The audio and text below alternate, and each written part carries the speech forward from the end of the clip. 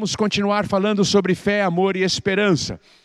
Vamos continuar pensando, princípios de relacionamento, de amor, deixados por Jesus. Na manhã de hoje eu quero convidar você a abrir a sua Bíblia em Mateus, capítulo 7, versículo 12. Lá em Mateus, capítulo 7, versículo 12, a palavra de Deus assim nos diz: em todas as coisas, façam aos outros o que vocês desejam que eles lhe façam. Essa é a essência de tudo que ensinam a lei e os profetas. Vou ler de novo o texto bíblico.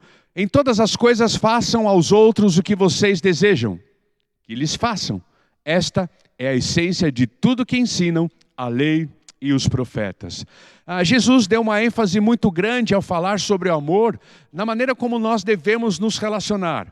Como você já sabe, quando ele vai falar sobre mandamento, ele fala primeiro sobre amar a Deus, amar aos outros como a nós mesmos, ou amar ao próximo como a nós mesmos. Depois ele fala sobre amar uns aos outros, e agora ele vai com esta lei de ouro, esta lei dourada.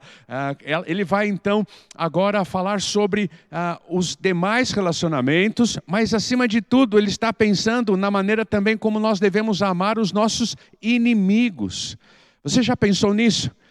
Amar aqueles que te ofendem, amar aqueles que te perseguem, amar aqueles que trabalham contra você, amar aqueles que lhe fazem o mal. Jesus também, ao dizer isso, no versículo 12 do capítulo 7 de Mateus, ele está também trabalhando a ideia de como nós devemos amar os nossos inimigos. Portanto, eu quero começar a falar com vocês sobre as leis que às vezes regem os nossos relacionamentos.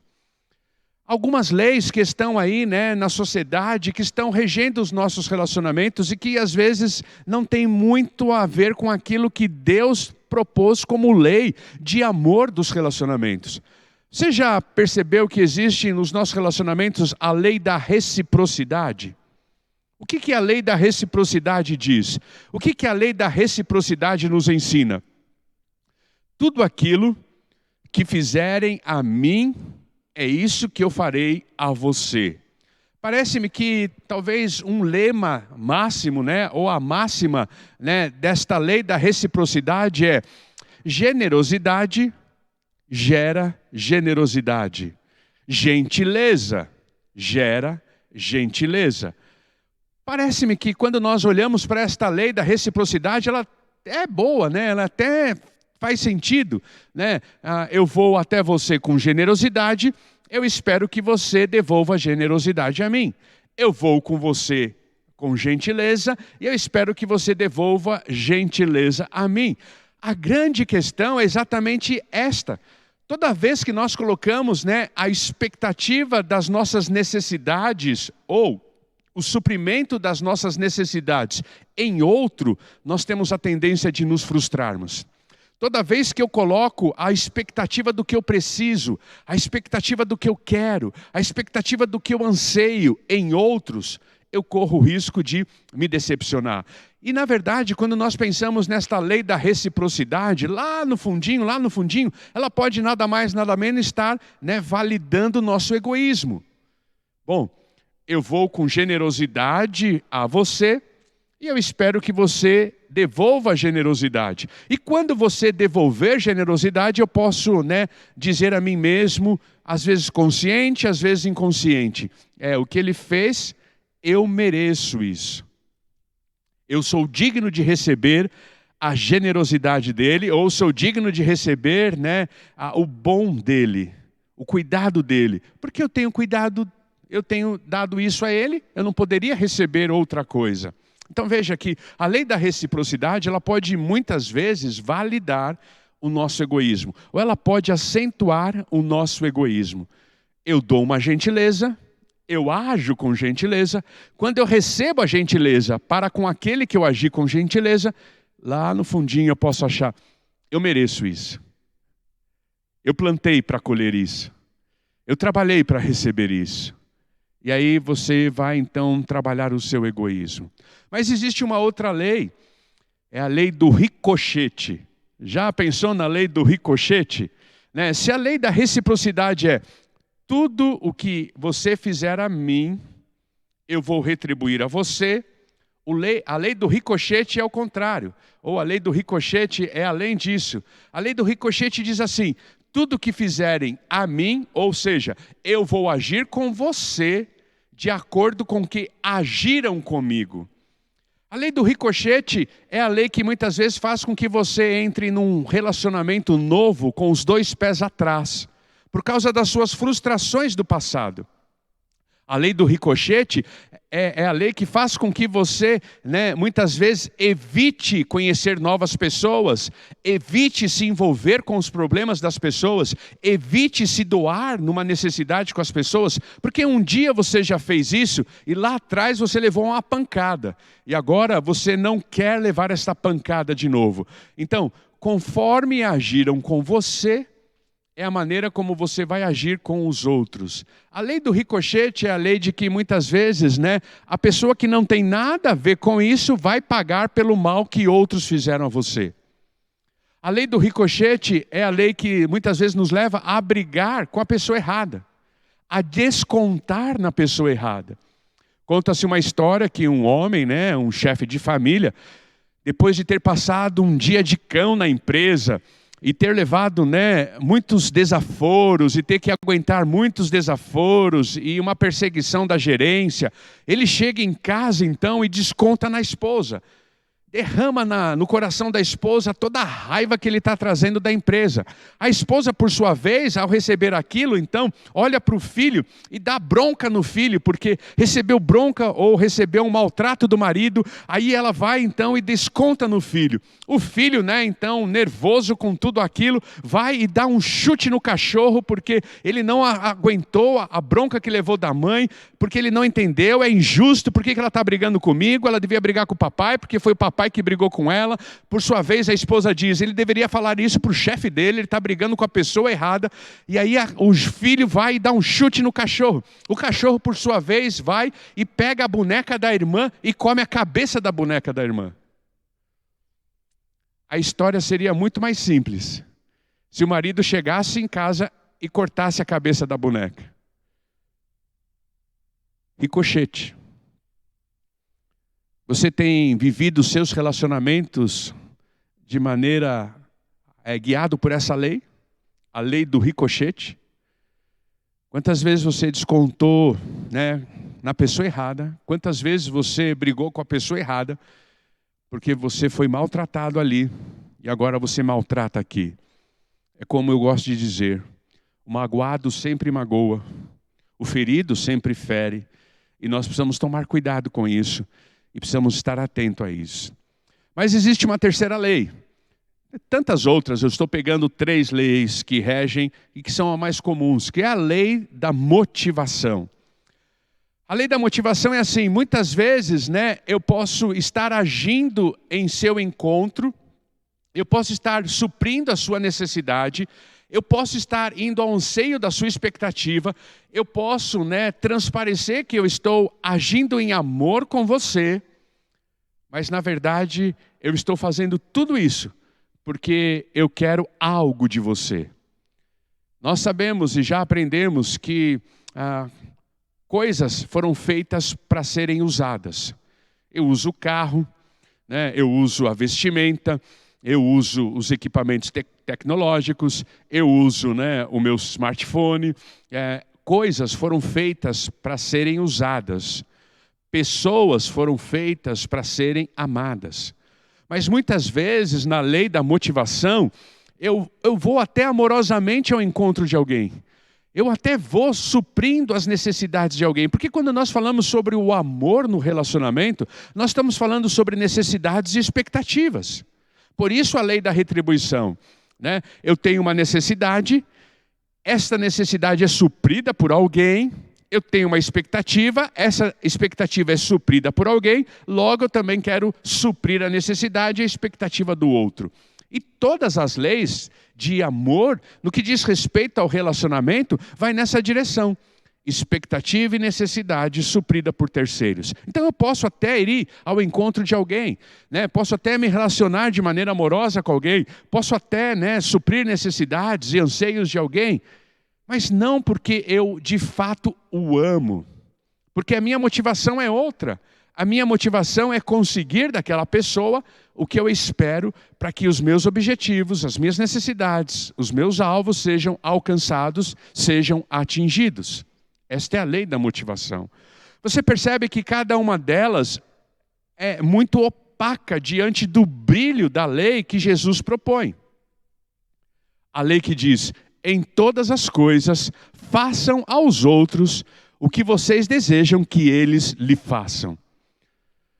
Essa não é uma lei nova. Não é Jesus o primeiro a dizer a respeito disso.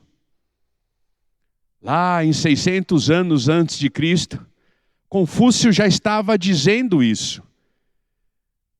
Mas qual é a diferença entre Jesus e qualquer outra linha filosófica que trata os relacionamentos desta maneira? Qual é a diferença em Jesus para todas as outras filosofias que adotam esse princípio? Em todas as coisas, façam aos outros o que vocês desejam que eles lhe façam. Esta lei, ela brilha demais que ofusca essas outras leis que regem os nossos relacionamentos. A primeira coisa, então, está exatamente na tradução que eu decorei, que eu memorizei, portanto, ou em todas as coisas. Essa preposição de conclusão, ou essa conjunção conclusiva, melhor dizendo, essa conjunção conclusiva, portanto. A ideia de em todas as coisas, a ideia de portanto, faz com que o versículo 12 esteja ligado com tudo aquilo que Jesus já falou e com tudo aquilo que Jesus irá falar daqui para frente.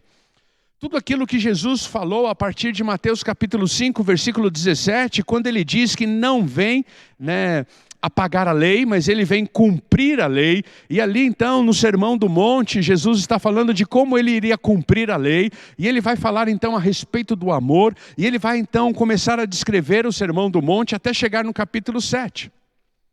Mas se a gente pensar no portanto, nessa conjunção conclusiva de imediato, o capítulo 7 começa falando sobre julgamento.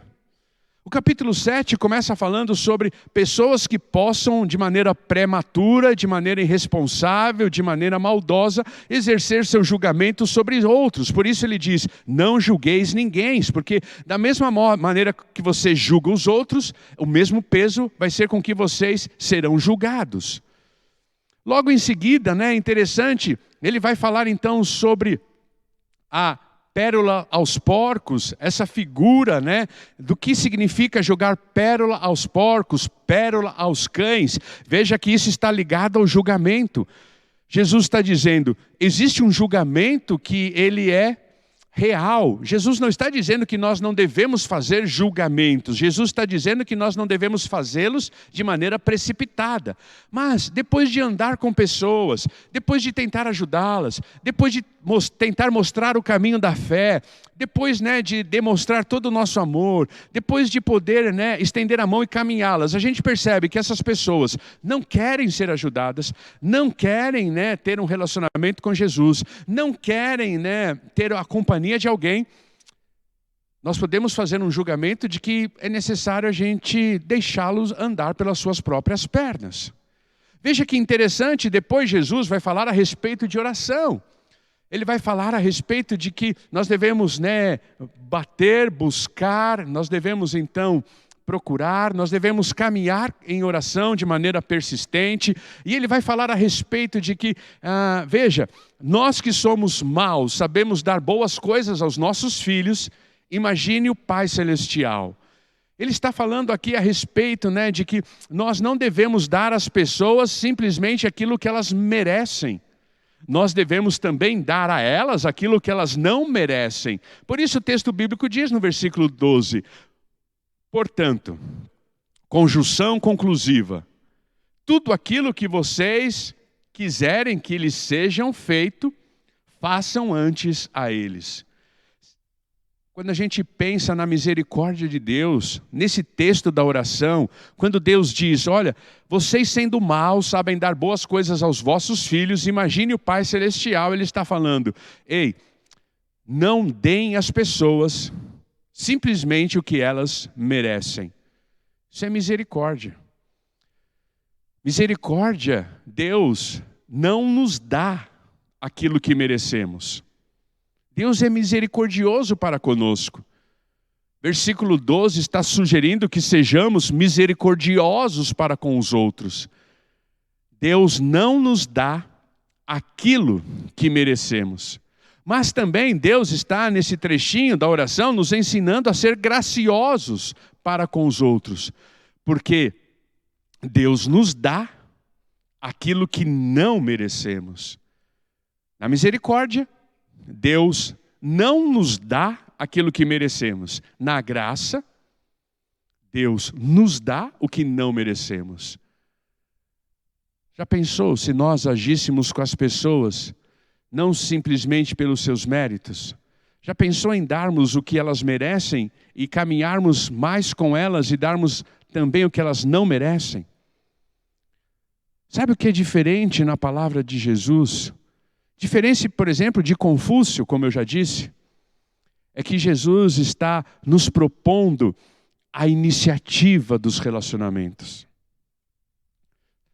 Em todas as coisas, façam aos outros que vocês desejam que eles lhes façam. Jesus está dizendo mais ou menos assim, você está procurando um bom amigo?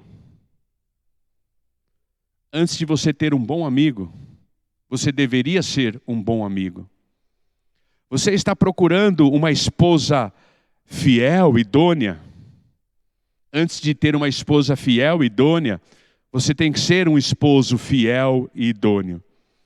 Você está procurando na sua equipe profissionais de alta performance? Antes de ter profissionais de alta performance, você precisa ser um líder de alta performance. O que o texto bíblico está dizendo é que na lei áurea, na regra de ouro estabelecida por Jesus nos relacionamentos, o amor, ele é um resultado da nossa iniciativa. O amor é um resultado da nossa ação. Toda transformação começa com você. Talvez você esteja pensando assim, eu gostaria que a minha esposa fosse melhor para que o meu casamento estivesse melhor. Ei, não espere a sua esposa mudar, mude você. Não espere os seus filhos mudarem, mude você. Toda mudança começa comigo. Por isso Jesus Cristo vai dizer que se você deseja ser tratado de uma maneira, tome a iniciativa sem que a outra pessoa mereça, sem que a outra pessoa esteja esperando, sem que a outra pessoa esteja desejando isso, sem que seja de fato uma necessidade dela. Mas olha, é interessante também porque o texto bíblico vai nos sugerir que nós devemos fazer isso sem criar a expectativa de receber em troca. Porque o amor é baseado em Deus. Por isso eu não consigo amar ao próximo sem antes amar a Deus sobre todas as coisas. Não é interessante o mandamento que Jesus também vai dizer em próprio Mateus capítulo 5, a partir então do versículo 17, ele vai dizer assim, amarás o Senhor teu Deus. E depois que você aprender a amar a Deus, você está habilitado a amar ao próximo. Depois que você aprender a amar a Deus, você estará habilitado a amar uns aos outros. Depois que você aprendeu a amar a Deus, você estará habilitado a amar o seu inimigo. Depois que você aprendeu a amar a Deus, você estará habilitado a fazer pelos outros aquilo que você deseja que os outros lhe façam. O que o texto bíblico está propondo para você, na lei áurea dos relacionamentos, é que você possa fazer uma lista. Já pensou se nós tivéssemos a coragem de fazer uma lista? Eu gostaria de ser tratado assim, assim, assim, assim, assim. Eu não gostaria de ser tratado assim, assim, assim, assim, assim. E a partir da sua lista, você tomar a iniciativa de tratar as pessoas da maneira como você gostaria de ser tratada. Quer exemplos difíceis que a Lei Áurea nos convida a viver? Por exemplo, se você tivesse um filho homossexual, uma filha homossexual, como você gostaria que o seu filho e a sua filha fosse tratado ou tratada? Já pensou nisso? Se você tivesse um filho, um neto, uma neta, um sobrinho, uma sobrinha, que tivesse problema com dependência química, como você gostaria que o seu sobrinho, sua sobrinha, seu neto, sua neta, seu filho, sua filha, fosse tratado por aqueles que são do seu convívio? Se você tivesse um filho, uma filha, um neto, um sobrinho, uma sobrinha, um cunhado, uma cunhada, que tivesse problema com a justiça, como você gostaria que ele fosse tratado? Como você gostaria de ser tratado mediante os seus erros, os seus tropicões, os seus maus momentos? Como você gostaria de ser tratado quando você errasse naquilo que você estivesse fazendo? Como você gostaria de ser tratado se você fosse agora desempregado? Como você gostaria de ser tratado se agora você não tivesse nenhum alimento na sua geladeira? Como você gostaria de ser tratado se, por uma eventualidade da vida, você estivesse agora com seu nome negativado, sem crédito? Como você gostaria de ser tratado nas suas dificuldades da vida? Ou até mesmo, como você gostaria de ser tratado diante das mazelas da sua vida? Jesus está dizendo: em todas as coisas, nas mazelas da sua vida, nos acidentes de percurso da sua vida, nas decisões erradas que as pessoas que você ama tomam, antes de você esperar que os outros tratem as mazelas da sua vida da maneira como você gostaria, trate as mazelas da vida dos outros na proporção que você gostaria que você fosse tratado. Sabe o que o texto bíblico nos ensina? Que eu e você somos pecadores. Que eu e você somos vidraça. Que eu e você temos dificuldades, temos limitações e que estamos em pé de igualdade.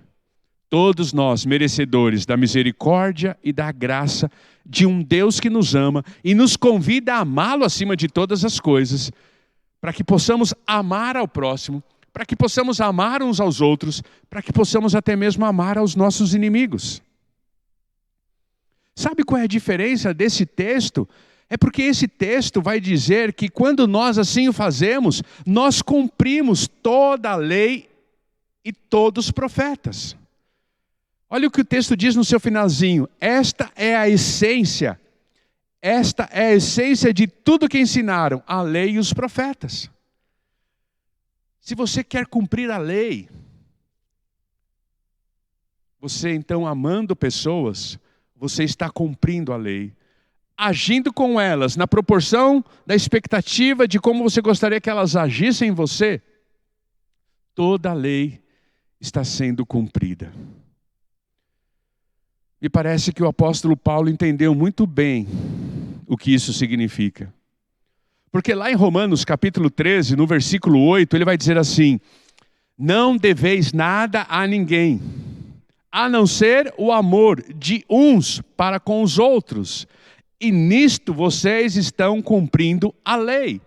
Curiosamente, o apóstolo Paulo vai no versículo 9, desse mesmo capítulo de Romanos capítulo 13, ele vai trazer como que nós amamos uns aos outros. Ele vai trazer os 10 mandamentos. No versículo 9 ele vai dizer assim: por isso, vocês não devem roubar uns aos outros, vocês não devem cobiçar, vocês não devem adulterar, vocês não devem mentir, vocês não devem fazer nada disto. E olha o que o texto 10 vai dizer de Romanos capítulo 13. Porque o amor não faz o mal ao próximo. Portanto, o amor cumpre todas as exigências da lei. O amor não faz mal ao próximo. O que Paulo está querendo dizer? Que amar ao próximo, amar uns aos outros, é uma consequência, sim, de termos um dia aprendido a amar a Deus. Amar ao próximo, amar uns aos outros e tomar a iniciativa de fazer pelos outros aquilo que você gostaria que o fizessem, é aplicado, ou é a aplicação dos 10 mandamentos. Por que nós mentimos? Porque não amamos. Por que nós cobiçamos? Porque não amamos. Por que nós adulteramos? Porque não amamos. Por que nós, somos idólatras?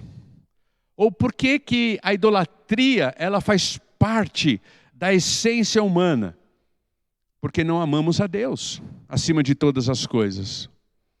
Por que fazemos menção do nome de Deus de qualquer jeito, em vão? Porque não amamos a Deus.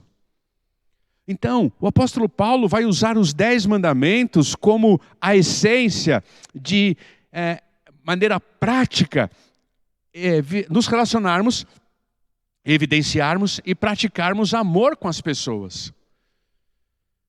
Quando eu olho para a lei áurea de Jesus, e Jesus dizendo: tudo que vocês quiserem que os outros lhe façam, tome a iniciativa e faça primeiro. Eu vejo Deus então lembrando que nós podemos fazer isso, porque foi assim que Jesus fez conosco. Por que você pode amar a Deus?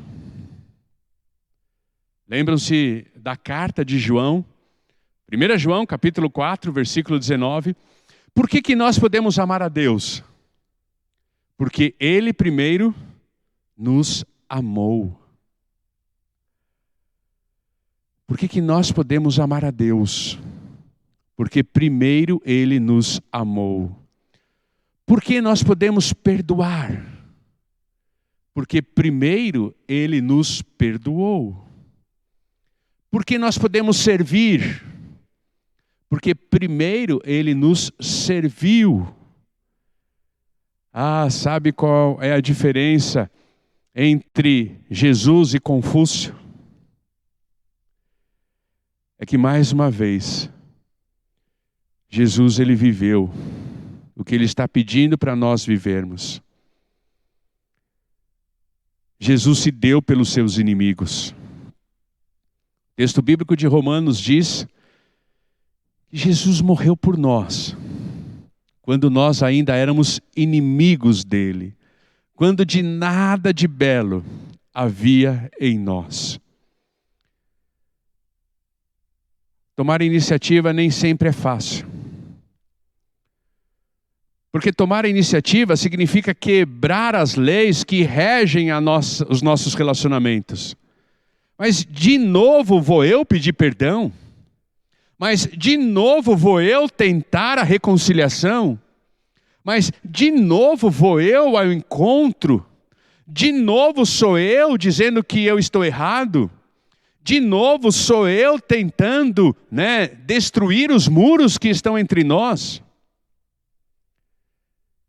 Ele não merece.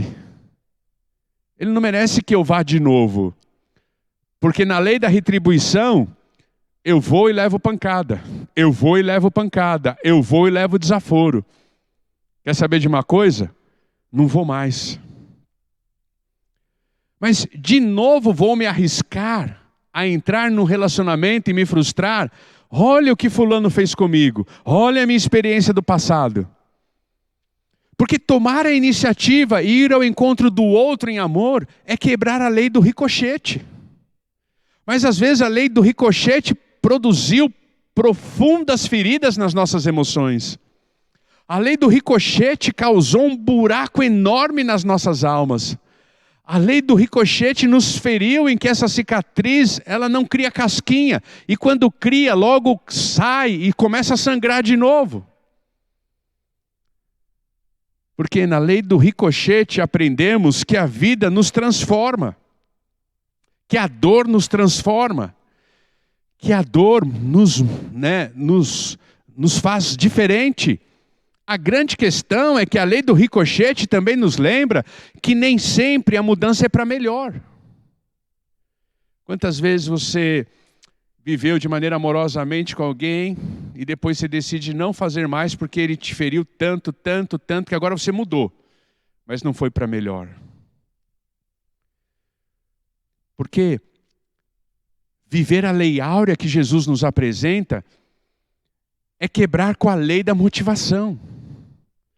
Mas como que eu vou conseguir minhas coisas sem usar pessoas? Sem usá-las como degrau? Sem usá-las como trampolim? Sem usá-las para que os meus objetivos sejam alcançados? É quebrar com a lei da motivação. Mas eu quero na manhã de hoje dizer a você que vale a pena quebrar com a lei da reciprocidade. Vale a pena quebrar com a lei do ricochete. Vale a pena quebrar com a lei da motivação.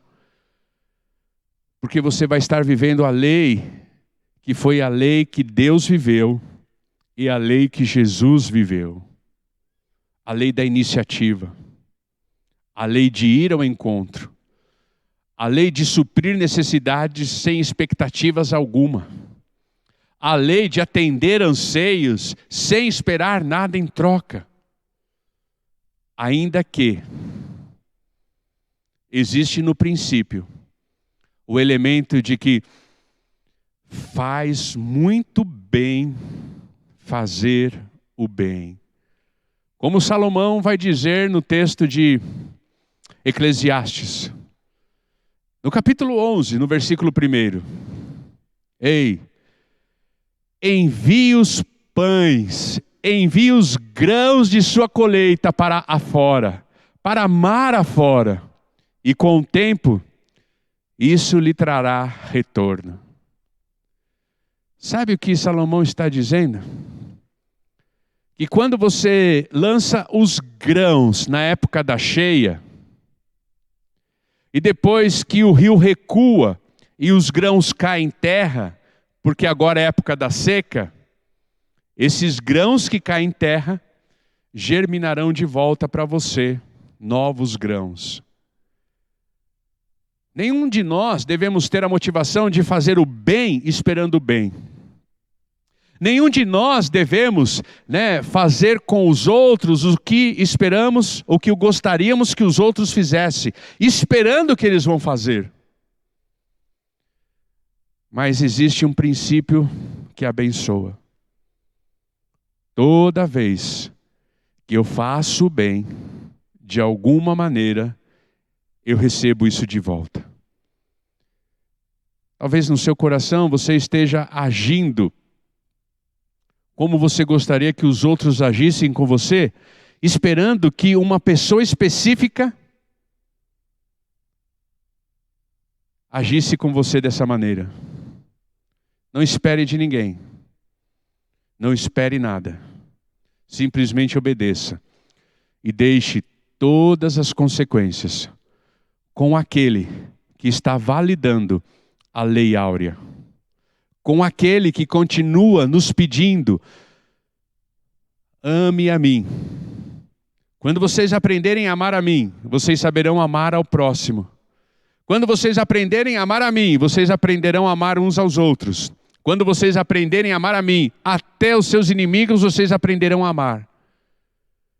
Porque quando Jesus diz, tome a iniciativa, façam aos outros o que vocês gostariam que eles fizessem.